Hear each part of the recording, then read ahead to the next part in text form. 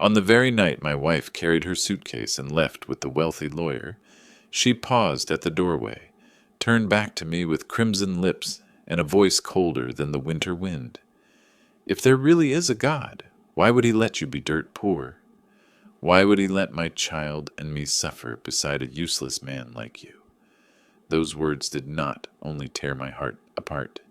They crushed the faith I had clung to my entire life, the faith that honest labor and belief would save a man.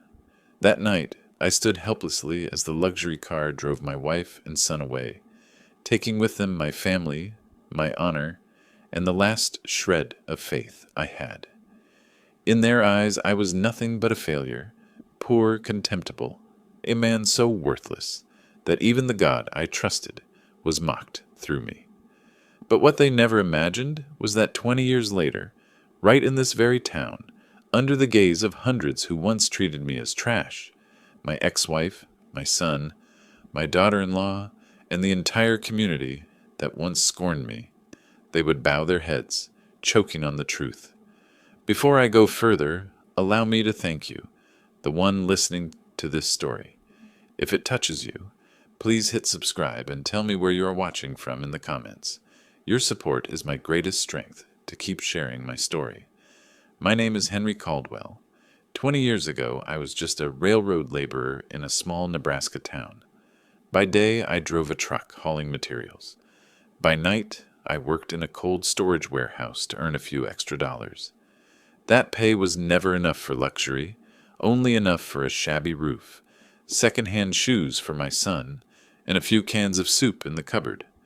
But I had faith. I believed that if I lived honestly, worked hard, and held firm to my belief, God would not abandon me. Every Sunday morning, even exhausted from the night shift, I still took my wife and son to church. I sat in the back pew, hands clasped, quietly praying. To me, that was the rare peace in my harsh life. Elaine, my wife, never saw that peace. To her, church was a waste of time. She hated the cheap dresses from thrift stores, hated the leaky tin roof every rainy season, hated counting coins at the market. I saw the weariness in her eyes every day, but I had no power to change it. One winter night, as the wind whistled through the window cracks, I came home late from work. On the porch, Elaine stood beside a packed suitcase. Her eyes were cold, her lips painted red, stripped of all the tenderness she once had. Behind her, Michael, my 12-year-old son, stood silently, gripping the strap of his backpack, head lowered, unwilling to resist. "Henry!"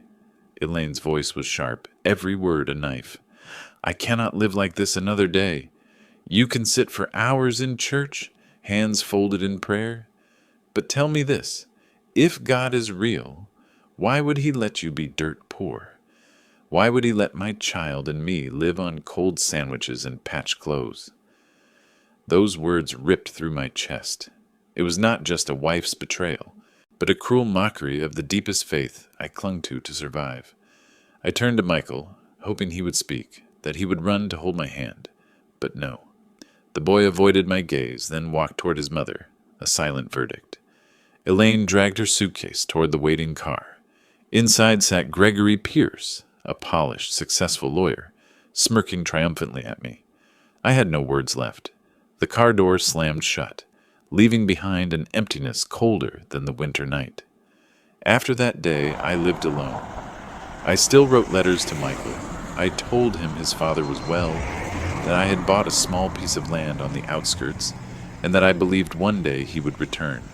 But most letters came back, the envelopes stamped in glaring red. Return to sender. Each returned letter felt like the world's contempt. Even my own son wanted nothing to do with me. Since Elaine left, in the eyes of the town, I was a failure. Poor, abandoned by my wife, rejected by my son. People looked at me with pity mixed with disdain. I lived quietly, working, praying, swallowing my shame. No one knew that from those ashes one day I would rise and force them all to see me differently. 20 years passed in silence. I was still the man the town pitied, the rusted pickup truck, the worn-out work boots, the dinners of reheated chili. I spoke little.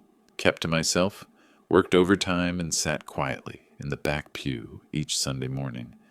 To them, I was a foolish old man clinging to a broken faith and worthless scraps of land on the edge of town. But times changed. Lincoln expanded, and fields of weeds gave way to supermarkets, shopping centers, and entire neighborhoods. The lots I once scraped to pay off with my meager wages suddenly turned into gold. One morning I sat in my old kitchen with a stack of sale contracts. The broker had just left, and the numbers on those papers made me read twice. 4 parcels of land worth more than $1.6 million. I did not smile, clap, or boast. I stacked the papers neatly, slipped them into an envelope, and placed them under the Bible by my bed. God did not make me rich overnight, but he gave me patience to wait for this day. Rumors spread quickly. At the corner cafe, whispers ran, "That Caldwell." The poor old man is always at church. They say he just sold land for millions. Some envied, some scoffed. I remained silent. Money did not erase 20 years of humiliation, but it gave me a new standing, a standing I knew would soon be tested. And then Michael appeared. That morning, at exactly 5:55, I heard a knock at the door. 3 light, polite taps, like a neighbor borrowing a tool. I opened it. Before me was no longer the boy who once bowed his head and followed his mother, but a grown man, suit pressed, tie neat, the faint scent of office cologne. "Dad," he smiled, a wide, cheerful grin that caught me off guard. "It's been so long." I only nodded.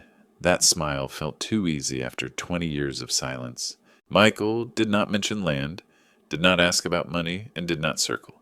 He went straight to it. "I want to invite you to my house this Christmas. The whole family will be there. It would mean a lot if Grandpa showed up. You'll come, right?" I looked straight into his eyes. In my memory, every letter I had sent was returned, envelopes stamped with that glaring red line, "Return to sender." Back then, even my own son rejected my presence, and now here he stood, inviting me with a cheerful voice, as if those cold years had never existed. I did not refuse. I only nodded, quietly replying, "I'll be there." Michael smiled, patted my shoulder, then stepped down the porch. I watched him go, hand gripping the doorframe. Inside me, a quiet suspicion stirred. That smile was not natural. That invitation was too easy. My son needed something, and this Christmas was certainly not just about family. That night, I opened an old file box, pulled out business cards yellowed with time. My trembling finger paused on a few familiar names at banks and law offices. I sighed and picked up the phone. If Michael truly needed me, then I needed to know what he was hiding. On Christmas Eve, I wore my worn wool coat and stepped out of my old pickup truck at the gates of Michael's villa. The house blazed with light, brighter than the entire street, as if to prove to the world that here lived a powerful family. Luxury cars lined the driveway, headlights glinting on snow. I stood still for a moment, drew a deep breath, and knocked. Inside, the scene was straight from a magazine.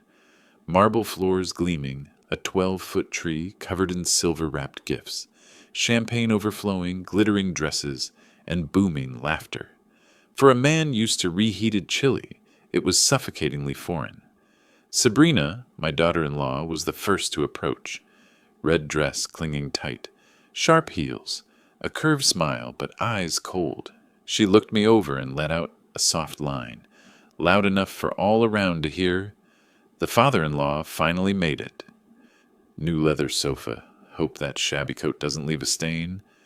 A few chuckles burst out, low but sharper than the music. I nodded quietly, lips pressed.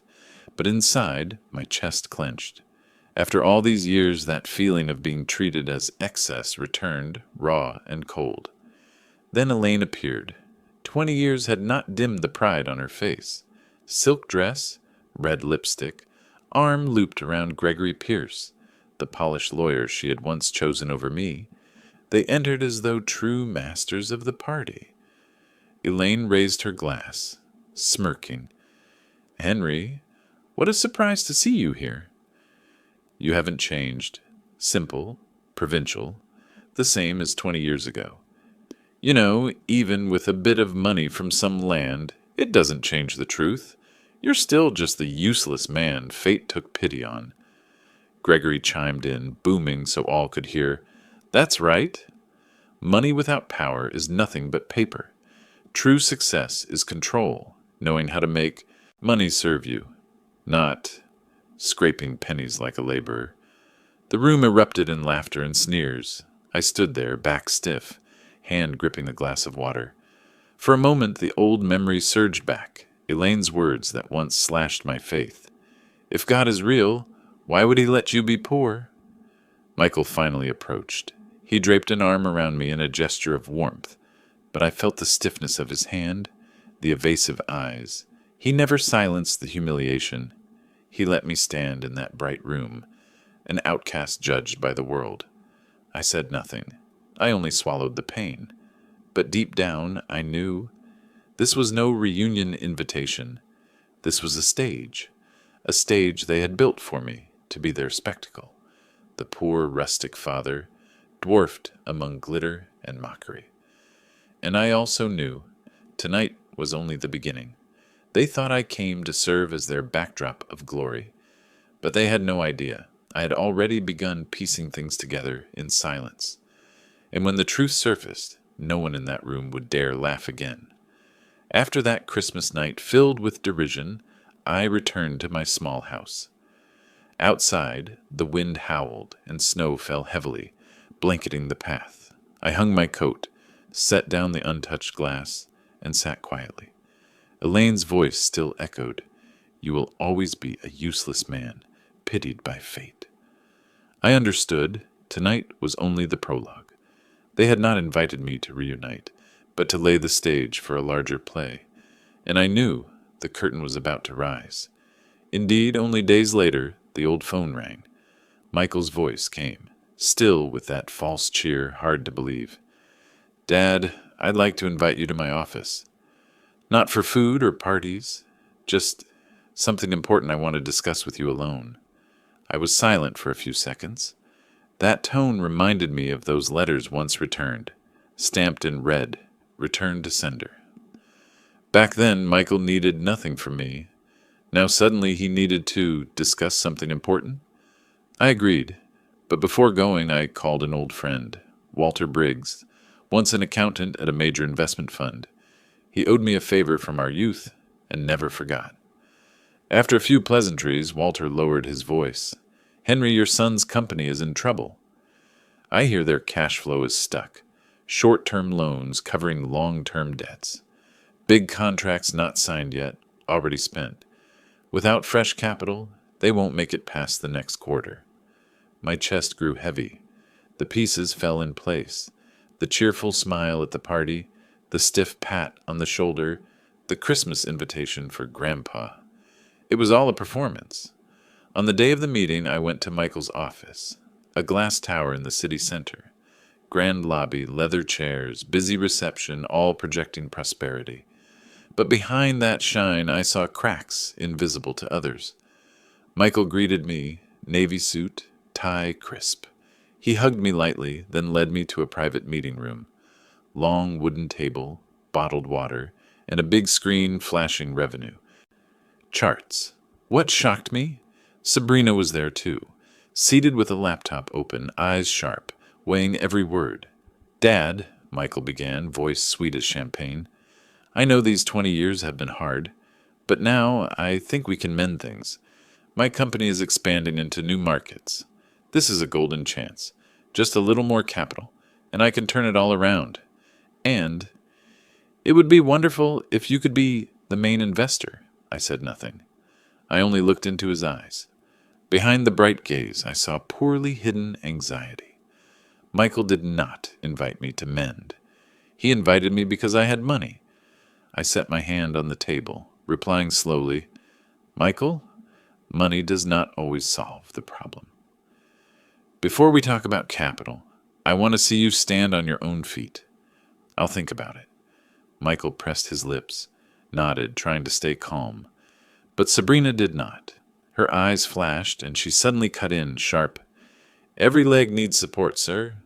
When your family needs you most, you say you'll think about it. Your son, your grandchild, they all rely on this moment. Yet you seem not to care, only eager to prove you're right." The room froze. I looked straight at her, voice dropping low. "Support is not a wallet. Support is how people face hardship without running away." Sabrina smirked, blade sharp. "Hardship comes to all. But some think of family, while others only think of themselves." Michael jumped in, voice trembling. "Enough! Dad, I understand. Just think it over. I'm grateful you came." I stood, nodded lightly, and walked out. Behind me, I still heard Sabrina's quickened breath, her anger searching for release.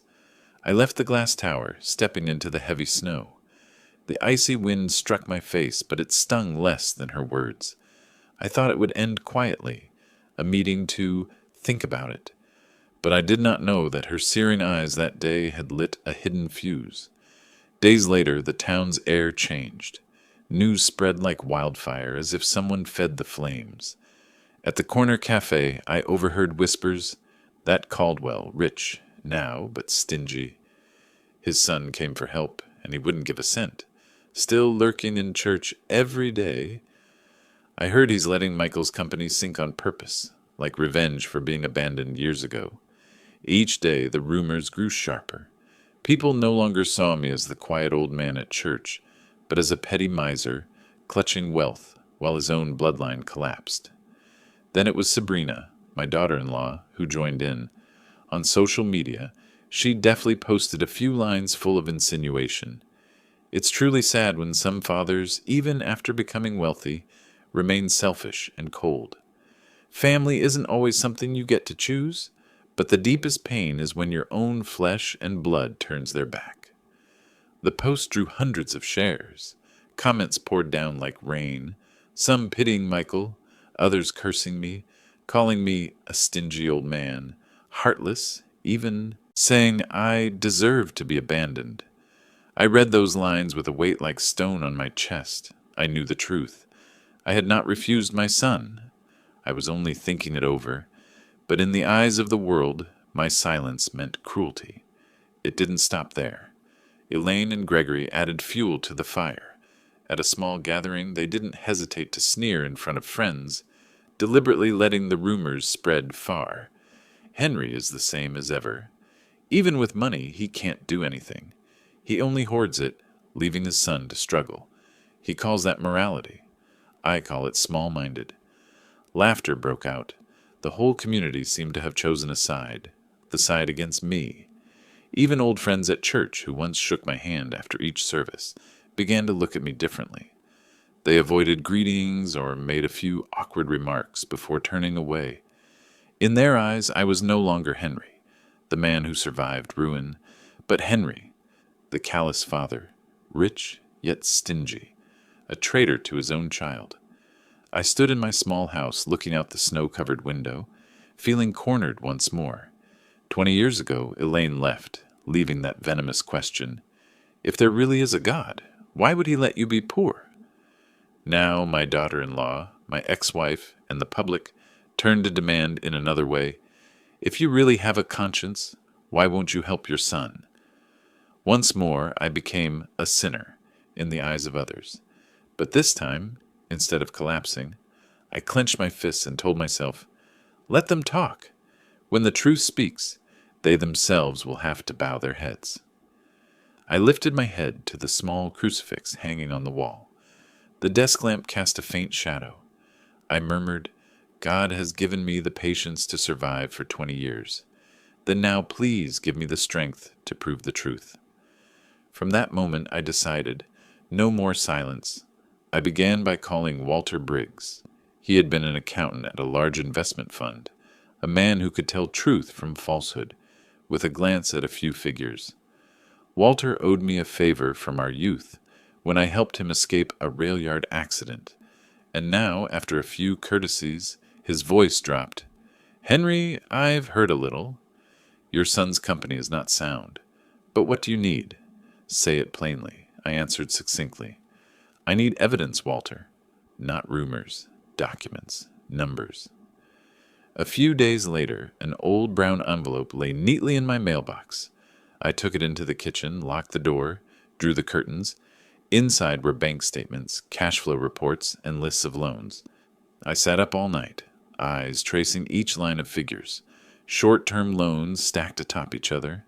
Some unsigned contracts recorded as incoming revenue. Negative cash flows concealed by rolling funds. The picture became starkly clear. Michael's company was not expanding into new markets. It was surviving day to day. If a single bank pulled out, that glass tower would collapse like a sandcastle. But I did not stop there. I drove my old pickup to the industrial park where his company was based. I posed as a casual inquirer with a few former employees at a roadside bar. They smirked, then said, "Last month's pay was a week late." Many people have left. The projects are mostly rumors. No one's seen real contracts. Another added, "That company is just a shell. We worked with no long-term plan. They say if they get more capital, they'll pull through." But capital from where? I wrote down every word in my notebook. That night I spread all the papers across the table. Each figure, each account, each detail I had gathered, I underlined, marked, and systematized. My hands trembled, not from fear, but because for the first time in 20 years of being looked down upon, I held in my hands a powerful weapon, the truth. I sat for hours before the snow-frosted window, the streetlight barely enough to illuminate the ink-blotted pages. Outside, the town still judged me a bad father, but I knew it would not be long before, when these proofs were laid bare, this small world would fall silent. I closed the notebook softly and whispered, "Wait. When the time comes, the truth will speak for itself." In the days after I began gathering evidence, the storm of public opinion did not abate. If anything, it grew fiercer. Each time I stepped into the grocery store, whispers rose behind me. "There he is. He's rich, but won't help his son." Online, Sabrina kept sowing more insinuations, each status like an arrow aimed at my heart. There are fathers who, instead of reaching out a hand, only stand by and watch their child fall. Comments streamed down, some pitying Michael, some cursing me, some jeering even at my faith. So he believes in God and is still this cold? I thought I was used to mockery, but no, this time it was different. It was organized, intentional, as if all were working together to drive me into a corner. Elaine and Gregory did not miss their chance. At a small party, I heard from an acquaintance that they laughed openly. What has changed about Henry? Poor, he was a joke. Rich, he's still a joke. Small, vain, his life only makes his family suffer. Old church friends changed too. I could see I had been completely isolated. The entire town felt like a courtroom, and I was the sole defendant, while those who had despised and abandoned me played judge and jury. I sat quietly in my kitchen, surrounded by papers, notebooks, and the evidence I had gathered. Inside me burned two flames, one of pain from being judged, and another, cold and steady, urging me, "Do not answer with words. Let the truth answer for you." I knew with each silent day, the public would believe more firmly that I was unfeeling, but I also knew if I spoke too soon, they would call it sophistry and twist every syllable. I had to wait for the right moment. When the picture was complete, when each piece I was collecting locked into place, I would not need to plead. I would let the very people who mocked me bow to the truth. And in that icy isolation, I began to see one thing clearly. What was happening was not only a trial, but an opportunity. An opportunity not only to cleanse my name, but to give my son a lesson he would never forget. After many weeks of silent endurance, I had enough pieces to paint the real picture. The numbers Walter sent were only a beginning. I kept following the trail, contacting a few partners Michael had mentioned in interviews. The bitter result emerged. 2 of the 3 major contracts were only unsigned memoranda, and the other existed only as a draft. I went to the local bank, posing a question to an employee I had known since my days loading freight, and heard it straight. That company has mortgaged the entire headquarters. Without new money, they can last only a few months. I recorded everything, photocopied each document, careful enough to stash them each night in a metal box locked beneath my bed. The more I read, the clearer it became. Michael and Sabrina were not seeking growth. They were clinging to a sinking ship. They wanted to make me the life preserver, and once I was spent, they would surely toss me aside as Linda had done 20 years ago. But this time was different. I was no longer the poor man shivering in the snowy night. I held what they did not expect, the truth, and I knew the truth has value only when revealed, in the right place, at the right time. I began to plan.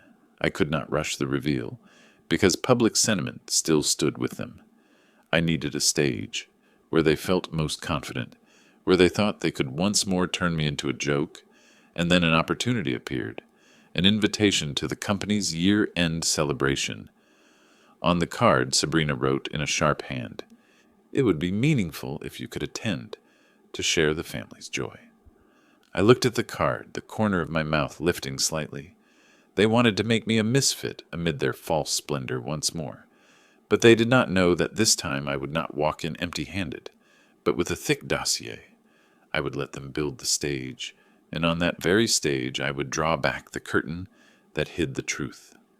That night I sat in the kitchen, opened my notebook, and wrote in black ink, "The day to turn the tables." And I knew that day was very near. On the night of the year-end party, I drove my old pickup to the glass tower, blazing with lights. Inside, music echoed. The revolving doors opened onto a scene of extravagance. Red carpet unrolled, champagne sparkling, guests in costly suits and shimmering gowns. I walked in slowly, my simple wool coat instantly the odd note in the crowd. Curious, scornful eyes converged on me, as if awaiting a rehearsed spectacle. Michael appeared, dazzling smile, giving me a light embrace before dozens of watching eyes. "This is my father," he said, his voice pitched for many to hear. "He's here to witness our success." I looked deep into his eyes and saw the tension beneath the veneer of confidence. Beside him, Sabrina, in an elegant red dress, raised her glass and said, "A rare moment indeed.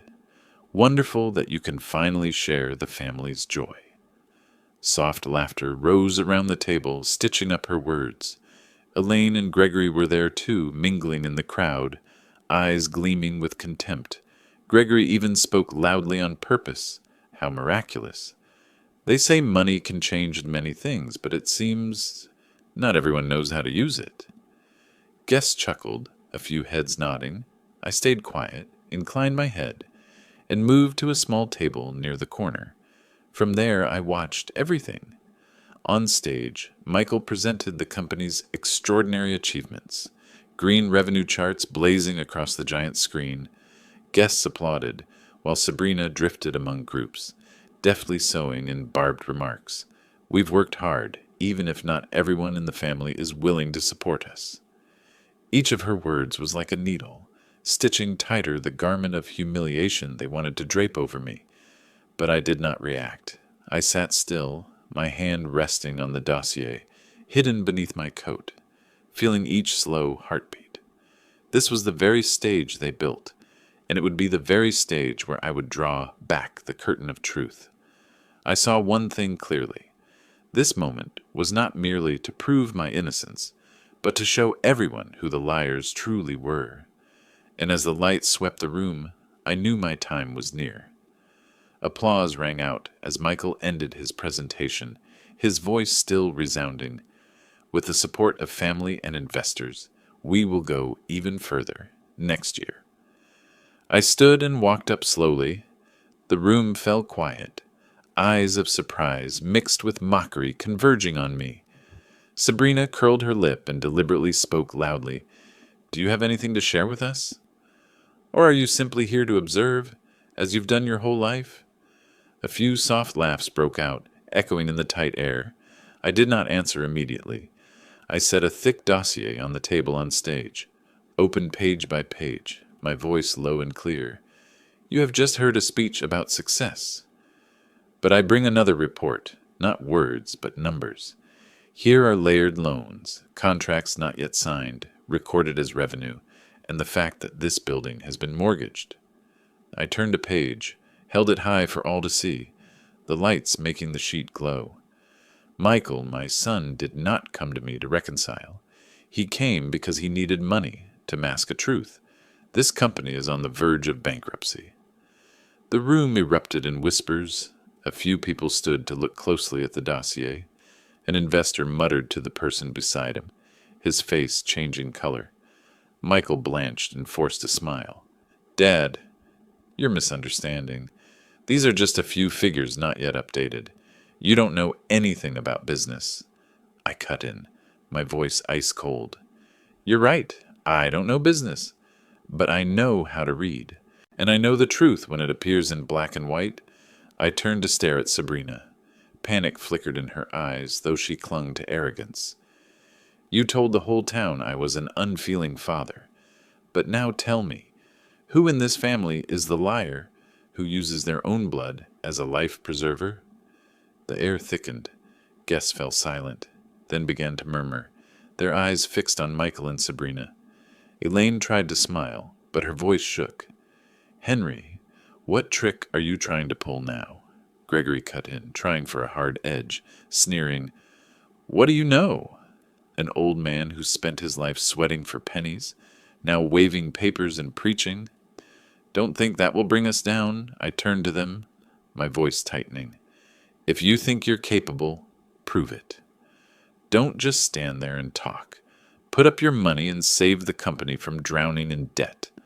Or are you only good at teaching your son to live in flashy vanity, despising labor, until greed and arrogance drag him into the pit? I stepped forward, my voice rolling through the hall. Strength does not come from polished words. Strength is turning sweat into real value. Can you do that? The room locked up. Elaine was speechless. Gregory stammered but could not get out a word. Whispers spread, a few discreet nods, a few gazes shifting. People began to see that behind the empty rhetoric, there was nothing but a hollow shell. I answered slowly, each word landing like a hammer. No trick at all. This is the truth, and tonight I let the truth speak. I slammed the dossier shut, the sound carrying through the hall. The laughter died. In the bright room, for the first time in many years, I was no longer a joke. After the night of revealing the truth, Michael's company collapsed as quickly as a paper tower. Banks froze assets. Partners pulled out. Shareholders panicked. The press exposed each stacked loan and each fabricated contract. Sabrina vanished from social media, and Michael rushed from place to place, but no one extended a hand. The once splendid villa that blazed on Christmas night, where they turned me into a joke before their guests, now bore a glaring red sign, Asset Foreclosure. Townspeople gathered, whispering as if watching a play. The opening price was so low it was pitiful, and no one wanted to spend money on a house mired in scandal. I sat quietly at the back of the auction hall, my simple wool coat small among rows of fine suits. When the chair struck the gavel, his voice rang out. Congratulations. This villa goes to Mr. Henry Caldwell. I stepped up to receive the keys. My hand shook slightly, not from gloating. It was the moment that closed a 20-year circle. I, the man abandoned by his wife, rejected by his son, humiliated in this very house, was now the lawful owner. I did not move in. I stayed in my small wooden house, still drove my old pickup, but I did something else. I established a trust in the names of William and Grace. This villa became collateral for their future education and life. I kept management rights to ensure the asset would never again be turned into a spectacle of luxury. When I signed the documents at the law office, the lawyer looked at me surprised. You could keep it all for yourself? Why choose this? I answered simply, Because the children are not at fault, and I want them to learn a lesson different from their parents, to value money and the truth. I knew the decision weighed heavily on Michael. He understood that his children's future no longer lay in his hands, but in the hands of the father he had scorned. To win back trust, to let his children receive it fully, he would have to change, to learn to labor, to live differently. I returned to my small house, opened the Bible, and wrote on a blank page, "For the future of William and Grace." Tears fell, but not of shame, of the peace of a man who had turned pain into a gift for the next generation. The day I took the villa's keys from the bank, Michael and Sabrina came. Both were gaunt, clothes wrinkled, none of the shine left from that lavish Christmas party. Michael pressed his voice, more strangled than harsh. "Dad! Why? Why did you buy this house?" I looked straight at my son and spoke slowly. "Because if it fell into someone else's hands, William and Grace would have no place to call home. This house is in my name, but I didn't buy it for you. I bought it for the children's future." Sabrina let out a thin laugh, trying to salvage a last scrap of pride. "So what do you mean? Throw us out? You're thrilled we've lost everything, aren't you?" I shook my head, my voice striking like a gavel. "No, but if you want to stay here, there is a way. You must work. You must repay gradually. This house is the trust for William and Grace. You must prove you're worthy to raise them here. If not, this door will close." Silence fell. Michael lowered his head, his hand clenched and trembling. Sabrina bit her lip, for the first time without a retort. I set the keys on the table and left. To me it was not abandonment, but a test. In the days that followed, they faced reality. Michael knocked on company doors, but the scandal had spread through town. No one would hire a director branded with bankruptcy and deceit. Applications were rejected again and again. Some even laughed. "Caldwell, are you here to teach us how to go bankrupt like your company?" Sabrina fared no better. She went to a fashion store, a cafe, even a supermarket. But at the mention of the Caldwell name, managers shook their heads. We don't want media trouble and scandal. From lavish parties, they plunged straight into the life they once despised. Michael wandered the streets with a creased resume. Sabrina trudged home after hours of rejection. For the first time, humiliation clung to them, just as it had clung to me 20 years ago. Finally, Michael found work at a small machine shop. On the first day, he stood bewildered amid the roar of engines, the stench of oil, and the sharp reek of sweat. Hands once used to signing contracts and lifting wine glasses swelled and bled after hours of wrenching bolts. His back ached, his shirt soaked with grease that would not wash out. Sabrina took a night cashier job at a general store. The high heels were replaced by cheap canvas shoes. The eyes that once glittered in party lights were hollow and ringed with dark circles. Each time a customer shoved crumpled bills across the counter, her gaze held only exhaustion. I often walked past the workshop and saw Michael hunched under the yellow lights, sweat dripping, the shoulder of his shirt torn. Once he looked up and caught my eyes. No pride left, only shame and despair. I said nothing, only gave a slight nod and walked on. One evening he came to my house. No suit, no cologne, just a faded t-shirt and a gaunt face. He sat on the old wooden chair in my kitchen, silent for a long time before whispering, "Dad, I'm sorry." I quietly poured him a glass of water. Michael's voice trembled as he went on. "I was wrong. I looked down on labor. I looked down on you. Now every day I realize how hard it is to earn enough to feed a family. You lived that way your whole life, and I never even tried to see it." His voice broke. I placed my hand on the old dossier on the table and said quietly, "Michael, I don't hate you, but I cannot save you forever. You must stand on your own feet. When you do, not I, but William and Grace will be proud of you." He bowed his head, hands clenched tight. That night when he left, his steps were heavy, but no longer wavering. For the first time in years, I saw my son truly changing, and I knew. Labor was teaching him what money, parties, and even public humiliation never could: the value of sweat and humility. Time passed and public opinion slowly shifted. That morning, as I left the grocery store, Mr. Carson, the cafe owner at the corner who once sneered behind my back, approached awkwardly. He removed his knit cap, hesitated, then extended his hand. "Mr. Caldwell, I owe you an apology. I said things I shouldn't have.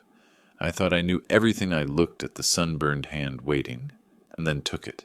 The grip was firm and slightly trembling. It's all right, Mr. Carson. What is true stands on its own." He gave a broken smile, eyes red.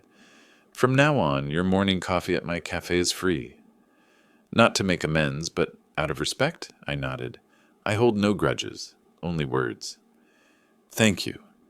As he walked away, I saw some former whispers hesitantly nod in greeting.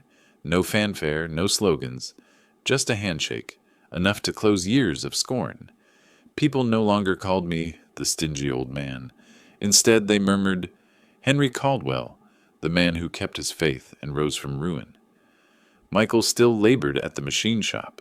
Sabrina still worked night shifts. But I saw the change clearly. No more resentment, no more arrogance. They labored quietly, repaid gradually, to prove themselves worthy of raising their children. William and Grace still visited on weekends, running and laughing in the backyard, erasing the years I had endured alone. I looked at them with ease in my heart. That villa was no longer a symbol of humiliation, but a trust for their future. As for Elaine and Gregory, they too tasted justice. After the collapse, Gregory's law firm lost all credibility. Clients fled. They sold their mansion and crowded into a rented apartment. Elaine worked as a kitchen helper in a grocery store, the woman who once mocked my faith. If God is real, why would he let you be poor? Now bent over washing dishes, makeup melted under fluorescent lights. Gregory lingered in bars, chasing old contacts who no longer cared. The day I saw Elaine in her greasy uniform, head lowered, I felt no triumph, only the fairness of the wheel turning. She who once mocked my faith now lived without glory. I wished no ill, nor offered a hand. I only prayed that one day they too would learn the lesson Michael was learning, that labor and humility are the only foundation of a life worth living. One Sunday, I again sat in the last pew of the church. Light streamed through stained glass onto my hands, shining like a message. I whispered, "Thank you, Lord, for letting me endure humiliation so I could value each dollar, each drop of sweat. Thank you for giving me the chance to teach my family that lesson." I understood. The greatest victory was not buying back the house or reclaiming honor. The greatest victory was teaching those who once scorned me, my son, my daughter-in-law, even my ex-wife, a lesson they would never forget. Never despise another just because they are poor. Dignity and truth will always have their day. As the church bells rang, I closed my eyes in peace. 20 years of shame and the days of slander had ended in a simple truth. Every false glory fades, but truth and labor endure. My honor was restored, and those who had despised me, ex-wife, daughter-in-law, even the whole community, had bowed to the truth. Most of all, Michael, the son who once turned away, had finally learned the value of labor, humility, and family. I realized the greatest triumph is not wealth or mansions, but the moment truth speaks and dignity is recognized. If you believe justice always finds its way, please subscribe, share this story, and leave a comment to tell me where you're listening from. Your support is the strength that helps me continue sharing stories of faith, justice, and lessons that never grow old.